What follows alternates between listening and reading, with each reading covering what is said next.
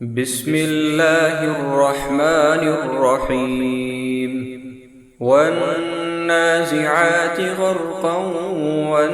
والناشطات نشطا والسابحات سبحا فالسابقات سبقا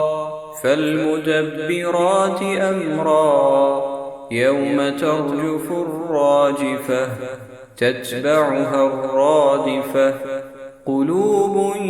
يومئذ واجفة أبصارها خاشعة يقولون أئنا لمردودون في الحافرة أئذا كنا عظاما نخرة قالوا تلك إذا كرة خاسرة فإنما هي زجرة واحدة فإذا هم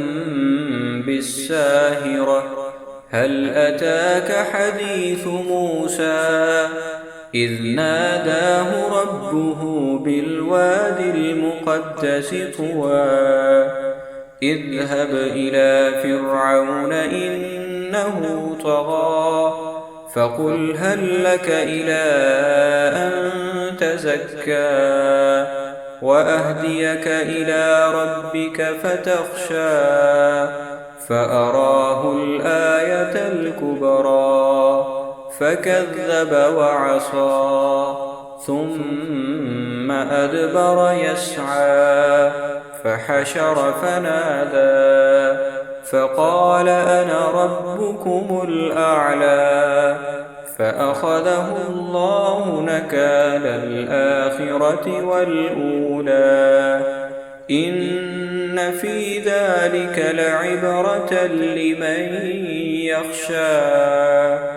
أأنتم أشد خلقا أم السماء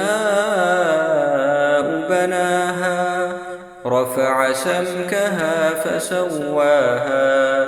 وأغطش ليلها وأخرج ضحاها والأرض بعد ذلك دحاها أخرج منها ماءها ومرعاها والجبال أرساها متاعا لكم ولأنعامكم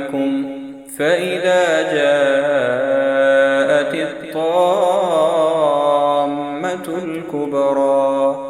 يوم يتذكر الإنسان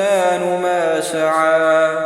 وبرزت الجحيم لمن يرى فأما من طغى وآثر الحياة الدنيا فإن الجحيم هي المأوى وأما من خاف مقام ربه ونهى النفس عن الهوى فإن الجنة هي المأوى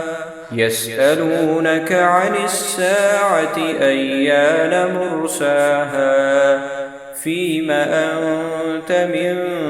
ذكراها إلى ربك منتهاها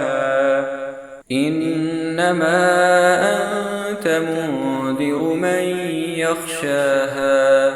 كأنهم يوم يرونها لم يلبثوا إلا عشية أو ضحاها.